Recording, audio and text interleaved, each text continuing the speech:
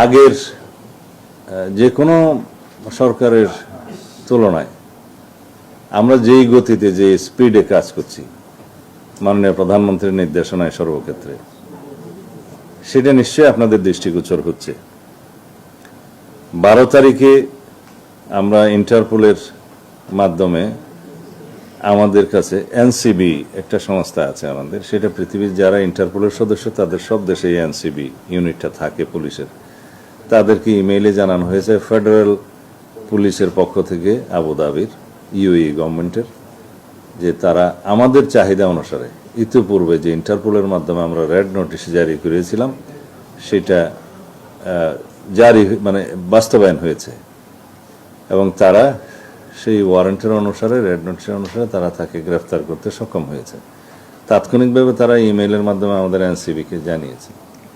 আমি সেদিন বিকেলেই মহান জাতীয় সংসদে সেটা সারা জাতিকে অবহিত করেছি 300 ধারার বিবৃতি দিয়ে, এবং ওখানেই বলেছি যে এই ইমেইলে তারা আমাদেরকে অনুরোধ করেছে 30 দিনের মধ্যে যেন আমরা আমাদের সমস্ত কাগজপত্র পাঠিয়ে দিই তাকে দেশে ফিরিয়ে নিয়ে আসার জন্য। 30 দিন নয়, তারপরের দিনেই পাঠিয়েছি সমস্ত কাগজপত্র, ওয়ারেন্ট, মামলার বিবরণী সহ। এখানে অনেক কাগজ দিতে হয়, সেগুলো আবার আরবিতে ট্রান্সলেট করতে হয়। আমাদের অফিসাররা রাতের 9টা পর্যন্ত কাজ করেছে সেদিন, 144 পাতা।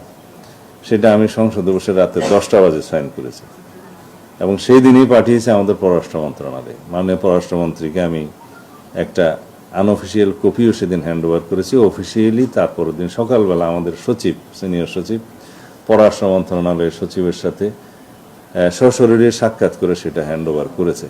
এবং ওই দিন বিকেলেই পররাষ্ট্র মন্ত্রণালয় তাদেরও একটি আরবিতে ট্রান্সলেট করার বিষয় ছিল, একটা পিটিশন, সেটা করে ওই বিকেলেই তারা ডিপ্লোম্যাটিক ব্যাগে করে ইউএই গভর্নমেন্টের কাছে পাঠিয়েছে। আমাদের লোকাল যে এমবাসি আছে, ইউএই এমবাসি, তাদেরকে জানিয়েছে। আমিও তার সাথে যোগাযোগ করেছি। ইট টুক অনলি 3 days, 30 দিন না। এটাই হচ্ছে স্বরাষ্ট্র মন্ত্রণালয়ের বর্তমান গতি। তা আমরা আশা করি ইউএই গভর্নমেন্ট যথাযথ প্রক্রিয়া অনুসরণ করে খুব শিগগির তাকে ফেরত দেওয়ার ব্যবস্থা করবেন। আমরা পার্সুয়েশনে থাকবো।